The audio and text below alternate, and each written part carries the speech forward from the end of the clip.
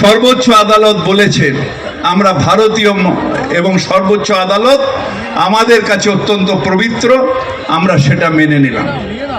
তারপরে দেখলাম একটার পর একটা উস্কানি, কখনো হেমপাপি মসজিদ, কখনো সম্বল মসজিদ, এরা সবাই সেখানে কোথাও বলা হচ্ছে শিব মন্দির ছিল কখন না বাবর যখন এসছিল তখন, কখনো বলা হচ্ছে যে এখানে অন্য মন্দির ছিল যখন বাবর এসছে।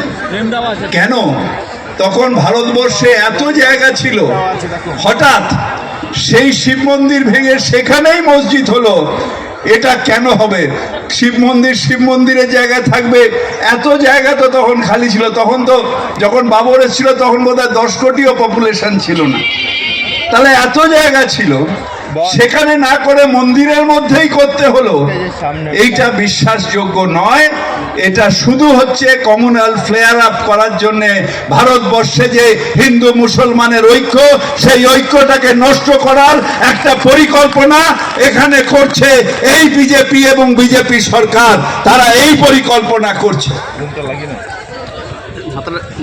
কেন কেন বিভিন্ন জায়গায় একটা মানুষ কি খাবে, একটা মানুষ কি পড়বে, উত্তরপ্রদেশে বা মধ্যপ্রদেশে বা বিভিন্ন জায়গায় কেন তাকে জবাবদিহি করতে হবে যে কি খাবে? শুধু খাবে নয়, যদি বাড়িতে চিকেন থাকে তাও সংখ্যালঘু হওয়ার দোষে তাকে পিটিয়ে মেরে ফেলা হবে। কেন মানবাধিকার লঙ্ঘন হবে এই সরকারের সময়? কেন মানবাধিকার লঙ্ঘন হবে? আমরা ভারতীয় নই? আমরা ভারতবর্ষের মাটিতে জন্মগ্রহণ করিনি? আমরা এই মাটিতে জন্মগ্রহণ করেছি, যেটা বারবার করে বলি, আজকে আবার বলছি। হ্যাঁ, একজন হিন্দু ভাই, সেও এই মাটিতে জন্মেছে, আমরা মুসলমান এই মাটিতে জন্মেছি। এই মাটিতে জন্মাবার পরে এই দেশের আনাজ খেয়ে দুজনে বড় হয়েছি।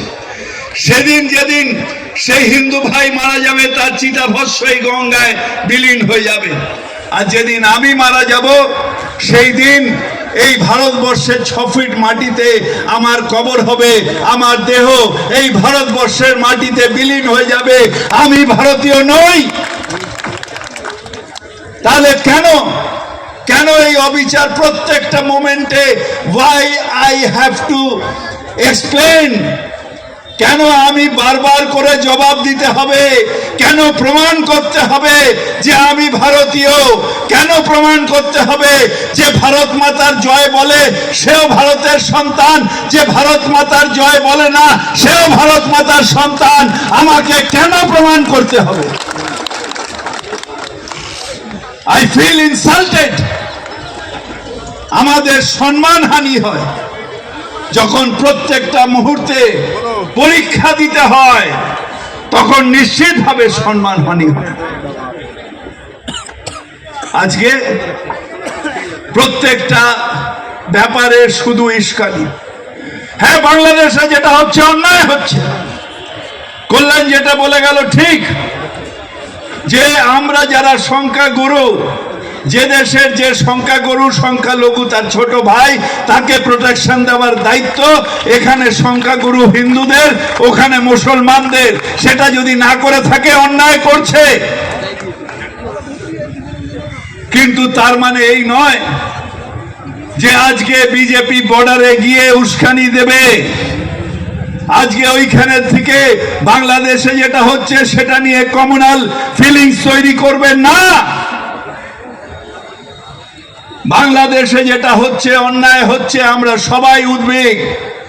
আর ওখানে শুধু সংখ্যালঘু খুন হয়নি, ওখানে একজন ফিল্ম পার্সোনালিটি খুন হয়েছে, ডাইরেক্টর খুন হয়েছে, ওই রাত্রিরে অনেক সংখ্যা মুসলিমরাও খুন হয়েছে।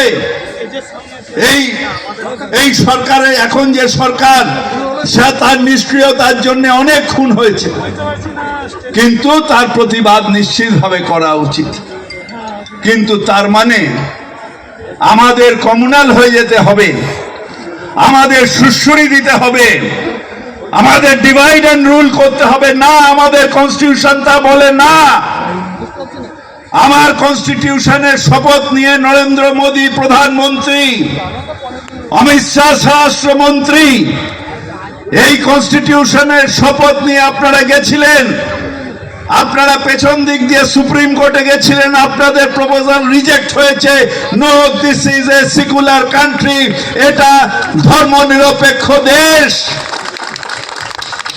এবং সেই ধর্মনিরপেক্ষতা রক্ষা করা এটা আমাদের কাছে সম্মান, আমাদের কাছে দায়িত্ব।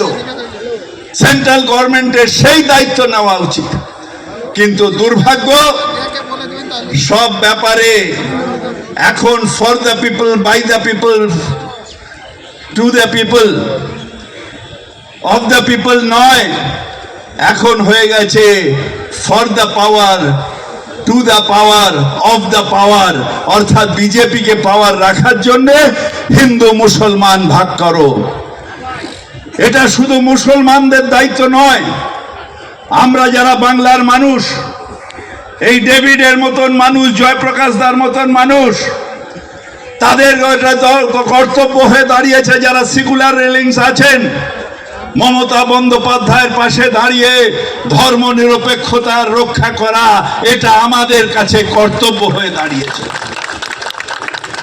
আপনারা ভাবেন আমাদের ভয় দেখিয়ে দেবেন, আপনারা ভাবেন আমরা ভয় পেয়ে যাব, কিন্তু আমরা বলি আমি ভয় করব না, ভয় করব না। দুবেলা মরার আগে মরবো না ভাই, মরবো না। আমি ভয় করব না, ভয় করব না।